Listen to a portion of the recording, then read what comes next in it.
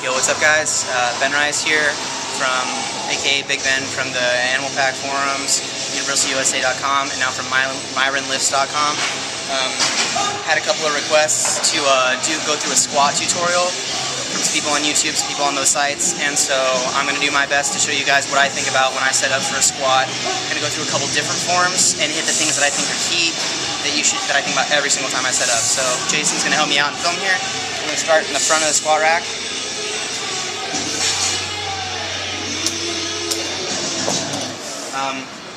First thing I always think about is I try to squat looking away from a mirror. If you have a mirror in your gym, try to squat away from it. The reason for it is your eyes have a tendency, especially if you're worrying about your depth, to look at your knees to see if you're getting low enough. Big problem that I was having. And if you actually want to hit depth and not bend over and fall over, you got to get used to feeling it. It's just the way it works. So every time I set up for a squat, I want the bar at a point where I have to get underneath it. If the bar's set up too high and I have to come up out of my position to unrack it, that's going to mess you up, because once you do your squat, you have to rack it again. I'd rather just go straight forward and have to come down a little bit instead of having to get back up here or have my spotters dislocate their shoulders trying to lift it off me or something. So I like to set it up nice and low. This is the same squat height I always use whenever I'm walking back a weight. You want to find a comfortable hand position. I'd say the widest that you can keep everything tight, but I used to go out to the collars. I had to bring it in a little bit because some of those big squat bars get really wide and they really mess with your shoulders, and you just need your back needs to stay tight the entire time on the squat. It's a big thing that I've had to focus on a lot lately. So when I set up for the squat, my stance is going to be pretty wide. Down here I'll be about here when I'm actually doing a work set squat, and there's a couple other stances that I'll go into after this, but I just want to hit what I do for a competition type squat right now. So when you unrack the weight, you want to be as close to your competition or as close to your normal squat form as possible. Some guys like to come in and step and then walk back and go. I'm going to straight up tell you right now, every step you take back with a squat bar is going to lower the amount of weight that you're able to do in that set of squats, because you're wasting energy every step. And so you want your walk back to be 2 or 3 steps max. If you're taking more than that, you're just wasting energy. So Jason's going to go ahead and film this first rep just from the front, and I'm going to show you what I go through to set up on a normal squat. Hit a rep, put it back, talk about a couple of things.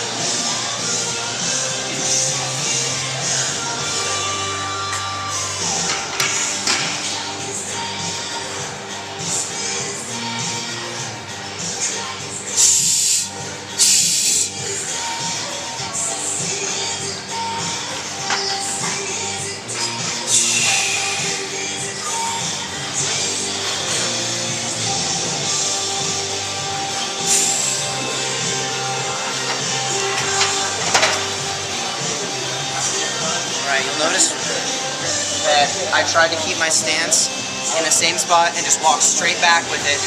I don't want to be messing around in here, moving my feet around. That's energy you don't need to be wasting.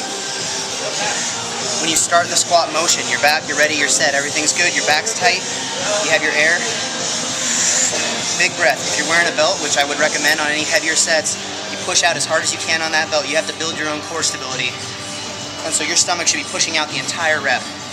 Whether you're doing 135 or 800 pounds like Ben's Heat, you know, that's what you need to be doing, is making your stomach as big as you can. Because look, when my stomach is little, it bends a lot easier than when it's... That makes sense? Right? Yeah? Okay. Jason, I'm going to have you come off to the side here. I want to point some stuff out about the motion. A lot of people think the squat is an up and down motion. Makes sense, right? Squat down. No. What I want you to do is start kind of leaning back until your hips decide to go naturally. That's the natural way you'd sit down in a chair. You wouldn't sit in a chair like this, because your knees come forward. That's not right. Squat back, break at the hips first, let your knees naturally bend. They're going to want to bend right about here. You're going to come straight back down, down, parallel on the squat is the top of your knee and the crease of your hip have to be the same. It's not, this is not parallel. This should be about parallel. Jason, correct me if I'm not down there right now. A little tight today. So Jason's gonna get a side view. I'm gonna lose these shorts. We're in a singlet here. For anybody who was worried. I'm gonna show you the proper, that first initial break in the hips that I'm talking about. Every time I squat, this is how I want it to look. Hopefully.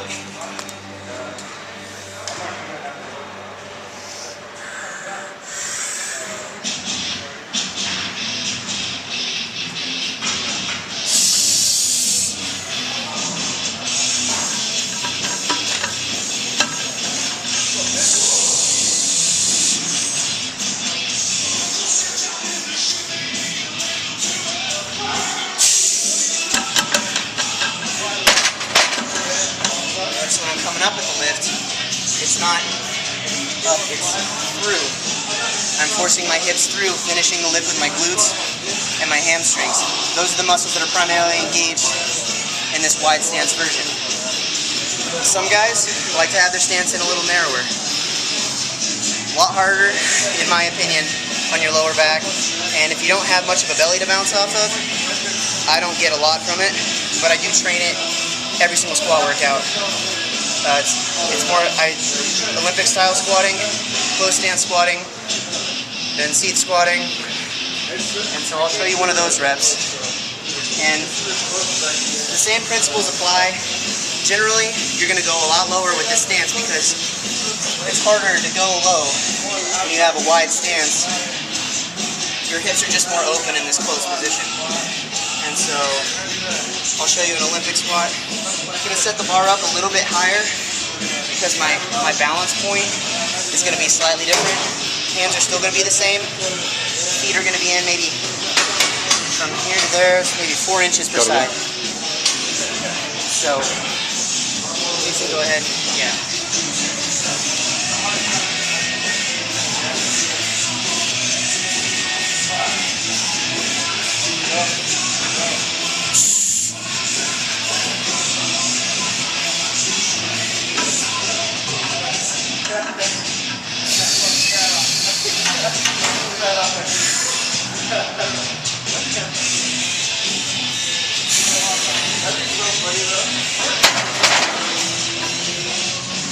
And you'll notice with the close stance squat, I generally am going to go as low as I physically can. I'm not going to use as much weight on this exercise. It's just too much for my lower back to handle. A couple things I want to stress that are really important. Knee health. You want to have your knees pushing out the entire time. A big problem I see with novice lifters and even experienced lifters is knees collapsing in. That's something I've been working on a lot myself lately. A lot of that has to do with my hip flexibility and my capability to get down there and still have your knees out. And you need to constantly be thinking about keeping a tight back and keeping your knees out. Even on that close stance squats, you don't want your knees to come in. Your knees come in, it's going to end up hurting your knees. I invested in a set of knee sleeves here because I used to have some knee issues. These are neoprene. They're moderately inexpensive. I mean, it's not a huge investment, but it is a big investment as far as your knee health goes. I recommend if you go anywhere, if you're hitting anywhere close to competition type weights, it'd be a good idea to either wrap your knees or get some knee sleeves just for protection purposes. There's no award for the bravest powerlifter. I heard Andy Bolton say that once. And it doesn't do you any good to screw your knees up squatting without sleeves or wraps every week and not be able to have that in a competition or just in your normal training. I'm sure there's going to be a lot of questions. I'm sure I missed a lot of things. If you have any questions, please leave a comment at the bottom. Ask me directly, and maybe you'll jog my memory about some things that I'm forgetting. If you have any questions at all, just be sure to ask them. Thanks again, like I said, Big Ben from Animal Forum, UniversalUSA.com, and MyronLifts.com. So, go strong, guys.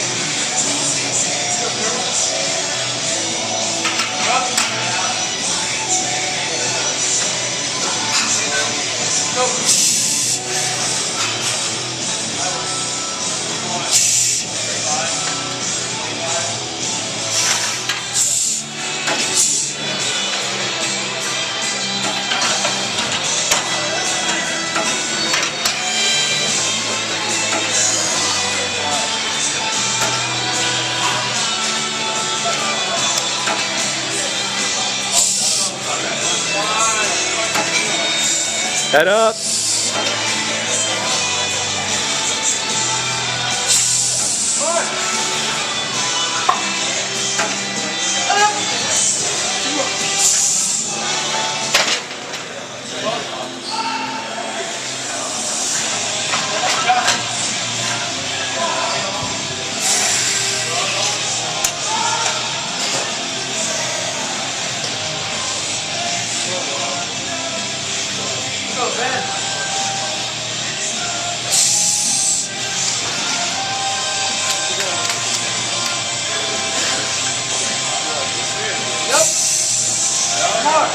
One more.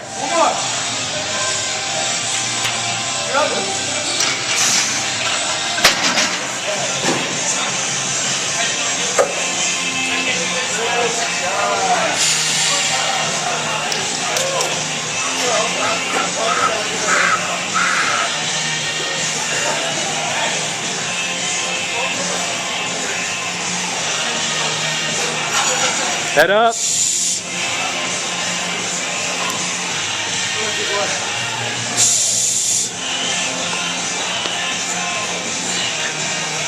Head up.